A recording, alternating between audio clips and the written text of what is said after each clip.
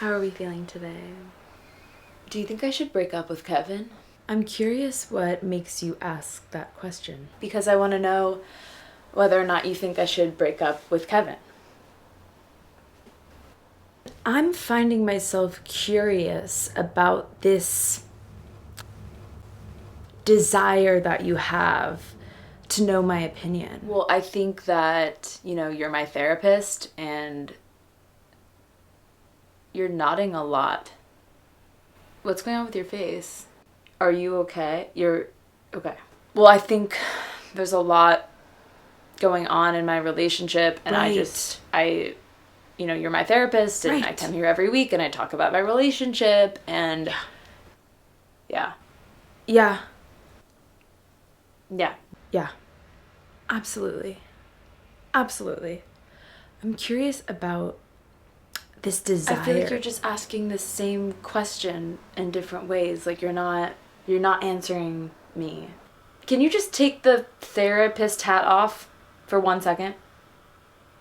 And just be normal? Therapist hat off. I don't know. I don't know what the right decision is. The only person who knows whether or not you should be in a relationship with him is you. This space is to help you figure it out.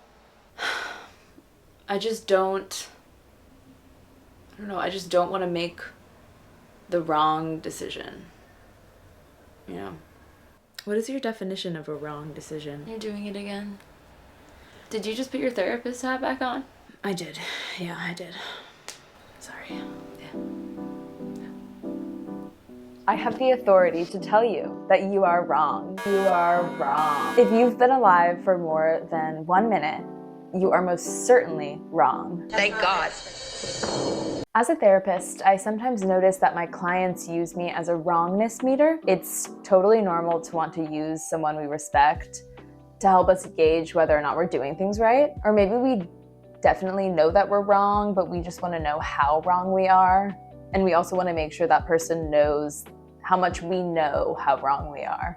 I feel like the mainstreamness of therapy has kind of morphed our culture into this accountability Olympics, kind of like a nonstop confession, which is definitely better than the alternative, which is to deny, deny, deny. And I do think that checking ourselves is normal. We like to run our lines with people. Some people even send a picture of the outfit they're gonna wear that night to a friend to make sure it's similar enough to the outfit that friend is wearing that night. This is all normal. I'm just finding myself questioning lately. I started to wonder, and I wondered, which led me to wonder. I had to wonder. I started to wonder. I couldn't help but wonder. I couldn't help but wonder. I couldn't help but wonder. I couldn't help but wonder. I couldn't help but wonder. Whether our preoccupation with wrongness is right.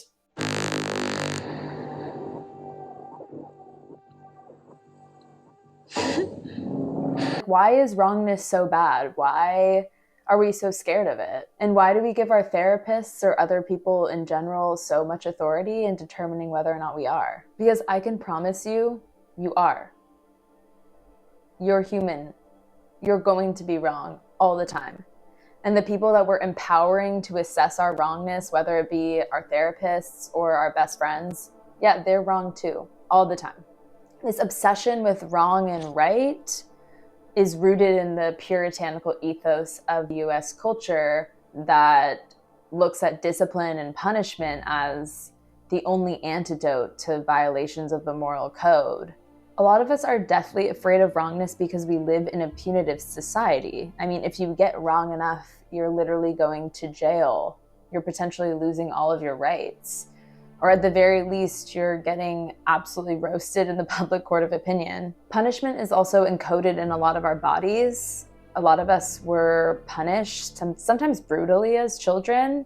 And so we understandably became obsessed with being a good girl or a good boy because we knew what was coming for us if we were wrong. Control yourself! But by learning this way, I think a lot of us lost touch with our own internal compasses and instead became overly reliant on external parameters of moral conduct. A lot of us are just comfortable just being safe based on rules laid out by other people. Wrongness is only bad when it's paradoxically viewed that way, I think. Constant mistakes are necessary and they're often beautiful, and when we problematize them, I think we make it harder to learn from them.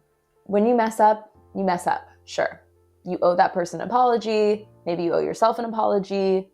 On the other hand, maybe you also thicken the plot, you know? It's like being on the growth edge, you know? You have to have wrongness in order to have rightness, and you have to have rightness in order to have wrongness, you know? And it's that push and pull that creates this dualism of our reality, that creates kind of like this forward motion that we're all engaged in. Ultimately, healing both in yourself and in the therapy office and in your relationships, it's about accepting. It's about accepting the things that you want to change about yourself. It's about accepting your wrongness enough that you don't try to change it so much anymore, which also sounds paradoxical, because ultimately you can try to eradicate wrongness until the cows come home. You can work on yourself and you can whack-a-mole all of your wrongness until it's supposedly gone, but it'll just reappear in a different form the next day. I think true healing is viewing your wrongness and not trying to change it or trying to fix it all the time. Just letting it kind of exist, letting yourself exist. All of us are going to be wrong forever. And it's a good thing. It's the right thing.